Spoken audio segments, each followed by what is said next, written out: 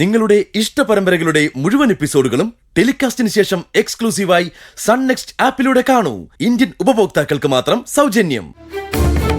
താൻ പൂജയാണെന്ന് പ്രസന്റ് ചെയ്യാൻ ശ്രമിക്കുന്നത് പോലെ പൂജയോടുള്ള അമിതമായ ഇഷ്ടം കൊണ്ടും സ്നേഹം കൊണ്ടും നിങ്ങൾക്കത് മനസ്സിലാകുന്നില്ല.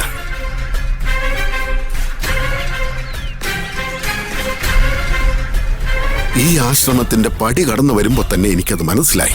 ആശ്രമത്തിൽ ഒരു കുട്ടിക്ക് അപകടം പറ്റിയെന്ന് പറഞ്ഞാണ് കഴിഞ്ഞ ദിവസം അവള് വീട്ടിൽ നിന്ന് പോയത്. അതേപ്പറ്റി ഞാൻ മനഃപൂർവ്വം ചോദിക്കാതിരിക്കായിരുന്നു. ഇവിടെ ഉണ്ടായിരുന്ന ഒരു കുട്ടിക്കും ഒരു അപകടവും പറ്റിയിട്ടില്ല. പറ്റിയാൽ അത് ആദ്യം അറിയേണ്ടത് ഇവിടെയല്ലേ? അപ്പൊ എല്ലാവരിൽ നിന്നും മറച്ചു വെച്ച് അവൾ എവിടേക്കൊക്കെയോ പോകുന്നുണ്ട്. അതേപ്പറ്റി ചോദിക്കാതിരിക്കാൻ വേണ്ടിയാണ് അവൾ ഈ ആശ്രമത്തിന്റെ പേര് പറഞ്ഞത്. സംശയമുണ്ടോ? ഇവള് പൂജയെ പോലെ അഭിനയിക്കുകയാണെങ്കിൽ നമ്മുടെ പൂജ എവിടെ പോയി വെച്ചാ? അവക്ക് എന്ത് പറ്റി കാണും? ഒന്നും പറ്റി കാണില്ല. അവൾ സുരക്ഷിതമായി എവിടെയോ ഉണ്ടെന്ന് തന്നെ നമുക്ക് വിശ്വസിക്കാം. പൂജയുടെ അതേ സാദൃശ്യത്തിലുള്ള ഒരു കുട്ടിയെ കണ്ടെത്തി അവളെ ആരാണോ ഇങ്ങോട്ട് അയച്ചത് അവരുടെ കസ്റ്റഡിയിൽ തന്നെ പൂജ ഉണ്ടായിരിക്കണം. അത് കണ്ടെത്താൻ ഇവളിലൂടെ മാത്രമേ മാർഗമുള്ളൂ. അതുകൊണ്ട് തൽക്കാലം ഈ കുട്ടിയിൽ നമുക്ക് തോന്നിയ സംശയം പുറത്ത് കാണിക്കാതിരിക്കാം. ശ്രദ്ധാപൂർവം ഈ കുട്ടിയെ നിരീക്ഷിക്കാം.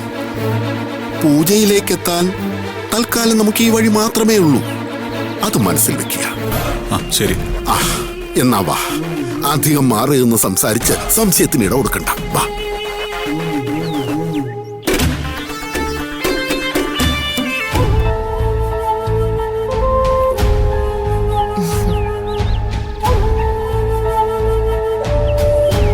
അച്ഛനും അച്ഛനും കൂടി ഭയങ്കര ഡിസ്കഷനിലായിരുന്നല്ലോ.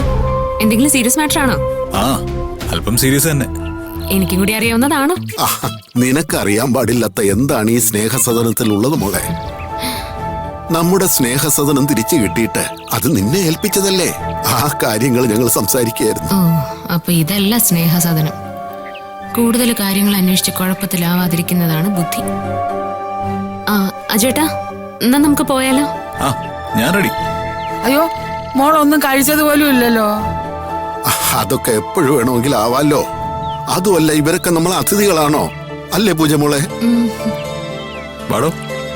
പൂജേച്ചിഞ്ഞ് വരുമ്പോ ഒരു ദിവസം നിക്കാൻ കണക്കാക്കി വരണേ. എന്തിനാ ഒരു ദിവസം ആക്കുന്നേ? നിങ്ങളുടെ കൂടെ കൊറേ ദിവസം നിർത്താം കേട്ടോ. ശരി, അപ്പൊ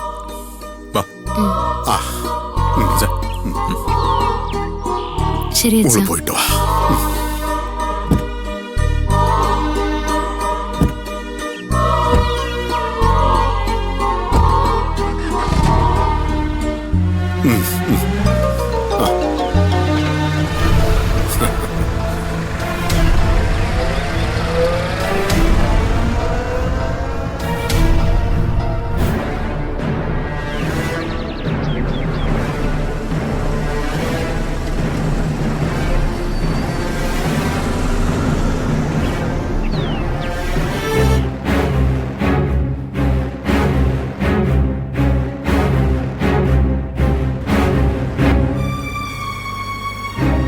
എന്തിനാ അങ്ങനെ പറഞ്ഞേ? എങ്ങനെ? അല്ല, അവിടെ കൊറേ ദിവസം ചെന്ന് താമസിക്കാന്ന്. അതെന്താ? താൻ എത്രയോ കൊല്ലം താമസിച്ച സ്ഥലമല്ലേ അത്? അത് ശരിയാ, പക്ഷേ ഇനി എനിക്കതിന് വയ്യ ചേട്ടാ. അജയന്റെ അടുത്തുനിന്ന് ഞാൻ എങ്ങോട്ടും മാറില്ല. എന്നെയും കൊണ്ട് പോകാനാണ് നീ വന്നിരിക്കുന്നതെന്ന് ഏതാണ്ട് എനിക്ക് മനസ്സിലായി. പക്ഷേ ആ കെണിയിൽ പെടാതിരിക്കാൻ ഇനി ഞാൻ ശ്രദ്ധിച്ചോളാം. എന്നെയും കൊണ്ട് നീ ഒരു സർപ്രൈസ് പോലെ ആശ്രമത്തിലേക്ക് വന്നത് അത്ര നിഷ്കളങ്കമായിട്ടല്ലെന്ന് എനിക്കറിയാം മോനെ. പക്ഷേ ഈ കണ്ണുപൊത്തിക്കളിയിൽ നിനക്കെന്നെ പിടികിട്ടാൻ പോകുന്നില്ല. അതിനു മുമ്പ് തന്നെ ഞാൻ മുങ്ങിയിരിക്കും. നോക്കിക്കോ നീ. അജേട്ടാ, നിങ്ങള് സംസാരിച്ചിരുന്നതിന്റെ ഇടയില് അച്ഛൻ എന്നെ കുറിച്ച് എന്താ പറഞ്ഞേ?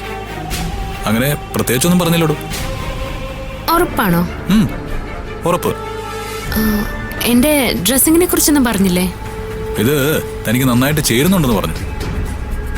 പക്ഷേ സാരിയ എനിക്ക് പറ്റിയതെന്ന് അച്ഛൻ എന്നോട് പറഞ്ഞല്ലോ. അത് പറഞ്ഞു. പക്ഷേ തന്റെ മാറ്റം അച്ഛന് നന്നായിട്ട് ഇഷ്ടമായെന്ന് പിന്നീട് പറഞ്ഞു. ശരിക്കും? ശരിക്കും. ആ മാറ്റം ഞാനും ഇപ്പൊ ആസ്വദിച്ചോണ്ടിരിക്കല്ലേ. ആസ്വദിക്കടാ. പക്ഷേ അവസാന രംഗത്തിന് കർട്ടൻ വീഴും മുമ്പ് ആരൊക്കെ ബാക്കിയുണ്ടാവും നമുക്ക് നോക്കാം. എന്താ? ഒന്നുമില്ല ചേട്ടാ. ആ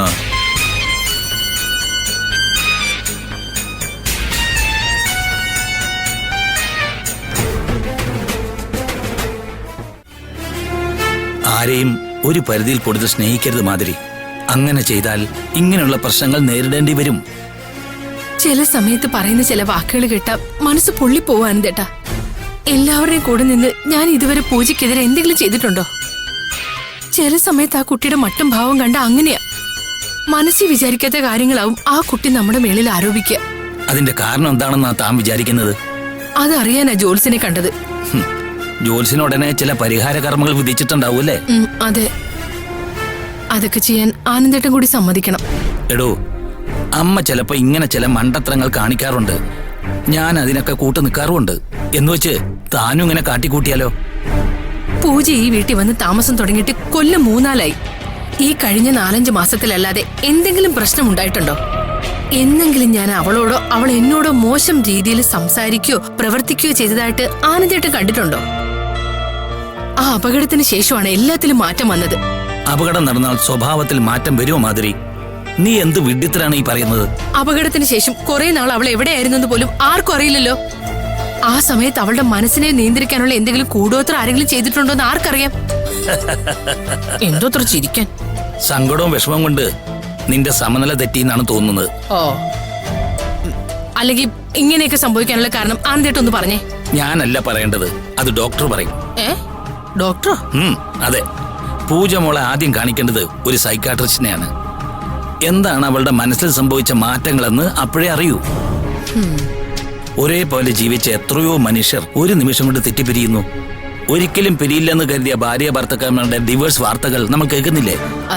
അതിനൊക്കെ അവർക്ക് അവരുടേതായ കാരണം ഉണ്ടാവില്ലേ? എന്തുകൊണ്ട് അത് പൂജയ്ക്ക് ഉണ്ടായിക്കൂടാ? അവളുടെ മനസ്സിൽ ഇത്രമാത്രം അരക്ഷിതാവസ്ഥ ഈ വീട്ടിൽ തോന്നുന്നുണ്ടെങ്കിൽ അതിന് വല്ല കാരണമുണ്ടോ എന്ന് അന്വേഷിച്ചറിയണം. പിന്നെ ബാക്കിയുണ്ടായ സംഭവങ്ങൾ അത് ഞാൻ അന്നേ വിട്ടതാണ്. ഇനി അന്വേഷിച്ചു പോയാലേ ചിലപ്പോ പല്ലിട കുത്തി നാറ്റിക്കുന്ന പോലെ ആവുമോന്ന് സംശയിച്ച്. താനൊരു കാര്യം ചെയ്യ്, കിടന്നുറങ്ങാൻ നോക്ക്. ബാക്കിയൊക്കെ നമുക്ക് പിന്നീട് ആലോചിക്കാം.